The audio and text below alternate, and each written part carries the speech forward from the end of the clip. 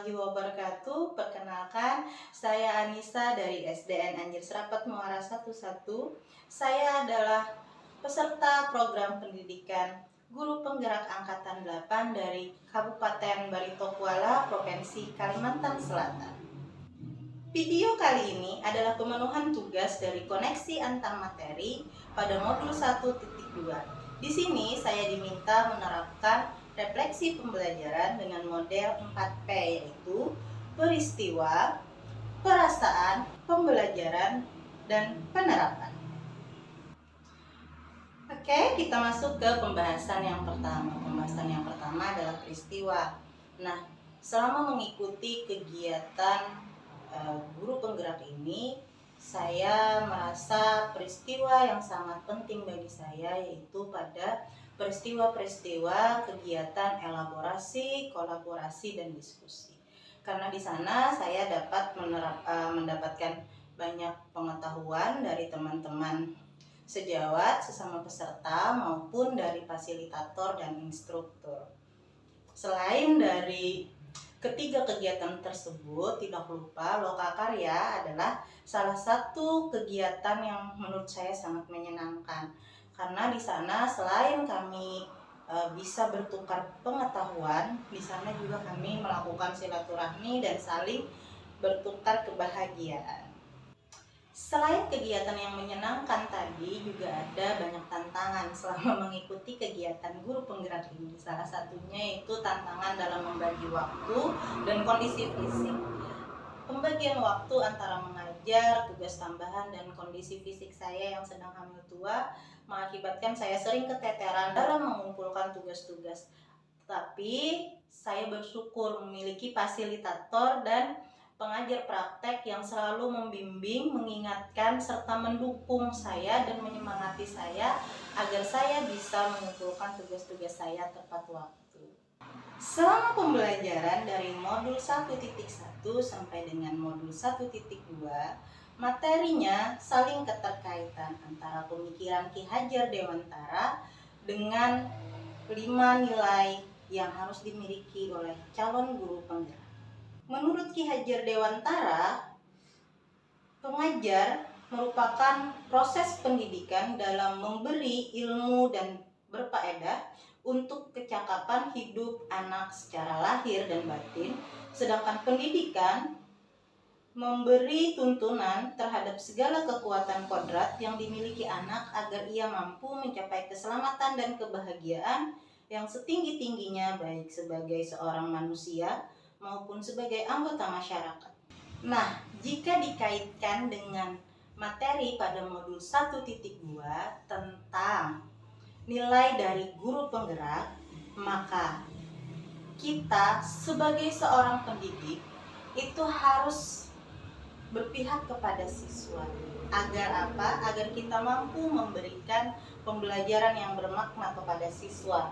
Kemudian kita juga harus inovatif dan kolaboratif, mengingat kodrat alam dan kodrat zaman. Pada zaman kita waktu belajar itu tidak sama dengan saat ini, maka kembali lagi akan ada nilai mandiri. Kita harus belajar untuk menyesuaikan antara kodrat alam kita yang tertinggal dengan kodrat alam anak zaman sekarang.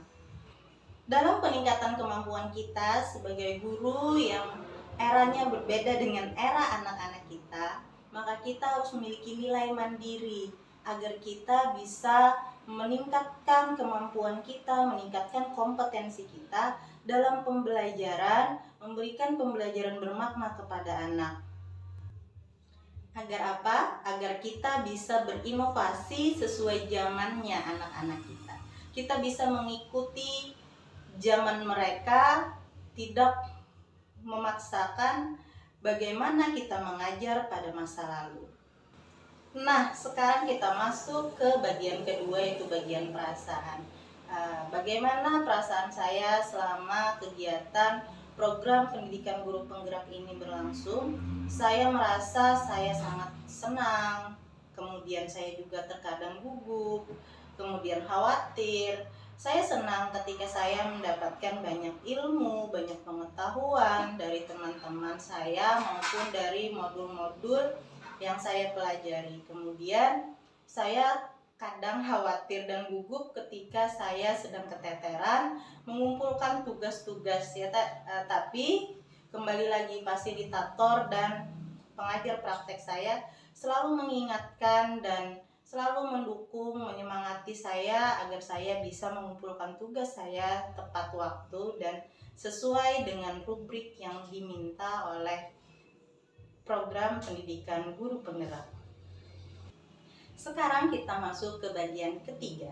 Bagian ketiga adalah tentang pembelajaran. Sebelum saya mengikuti pembelajaran di pendidikan calon guru penggerak angkatan 8, saya berpikir bahwa guru adalah segalanya di kelas.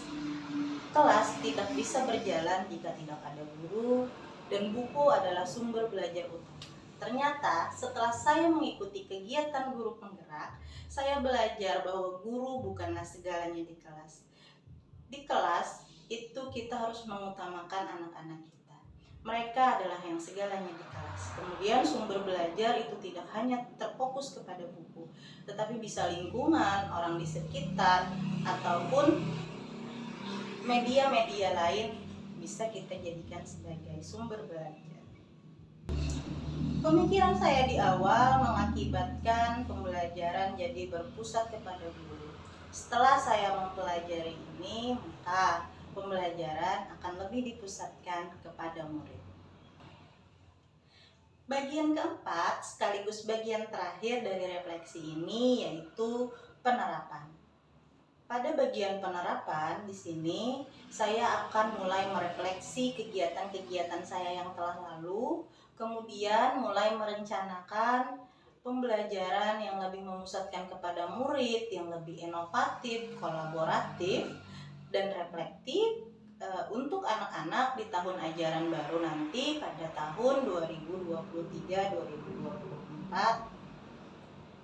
pada kelas baru saya. Demikian video singkat dari saya, semoga video ini bermanfaat bagi yang lainnya. Saya akhiri dengan ucapan Assalamualaikum warahmatullahi wabarakatuh. Salam Guru Penggerak.